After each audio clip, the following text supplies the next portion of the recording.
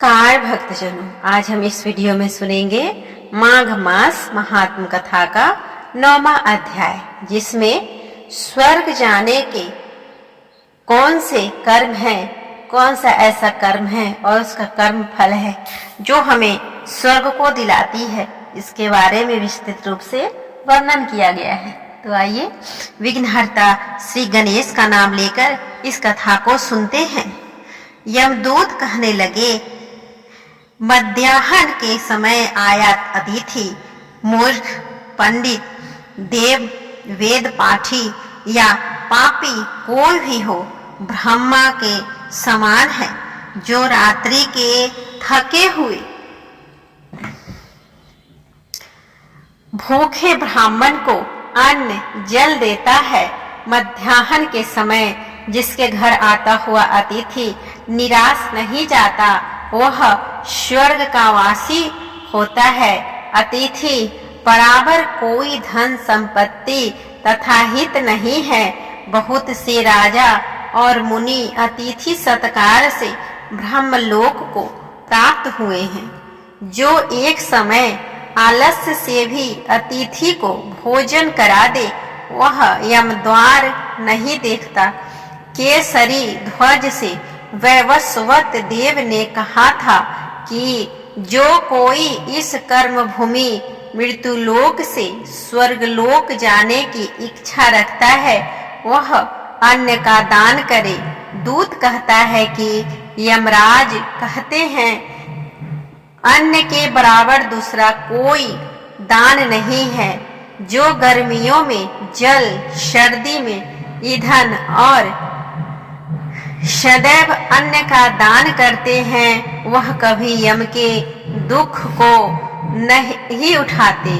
जो अपने किए हुए पापों का प्रायश्चित करता है, वह नरक को नहीं देखता, और प्रायश्चित न करने वाला मनुष्य नरक में जाता है। जो काया, वाचा और मन से किए हुए पापों का प्रायश्चित करता है, वह देव और गंधर्वों से शोभित स्वर्गलोक को प्राप्त होता है। जो नित्य ही व्रत, तप, तीर्थ करते हैं और जितेंद्रिय हैं, वह भयंकर यम को नहीं देखते।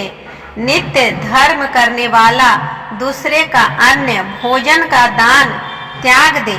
नित्य स्नान करने से बड़े बड़े पाप नाश होकर यम को नहीं देखता। बिना स्नान पवित्रता कैसे हो सकती है? जो मनुष्य पर्व के समय चलते जल में स्नान करते हैं, वह बुरी योनि नहीं पाते, न ही नरक में जाते हैं।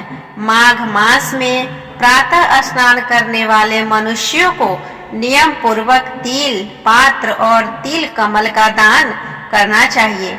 यमदूत कहते हैं कि हे विकुंडल, पृथ्वी, सोना, गौ आदि परम दान करने वाला मनुष्य से स्वर्ग नहीं लौटता।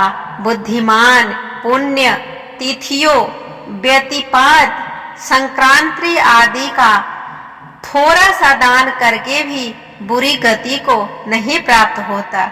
सत्यवादी, मौन रहने वाला, मीठा बोलने वाला, क्षमाशील, नीतिमान, किसी की निंदा न करने वाला, सब प्राणियों पर दया करने वाला, पराये धन को तृण के समान समझने वाला मनुष्य कभी नरक को नहीं भोगता है।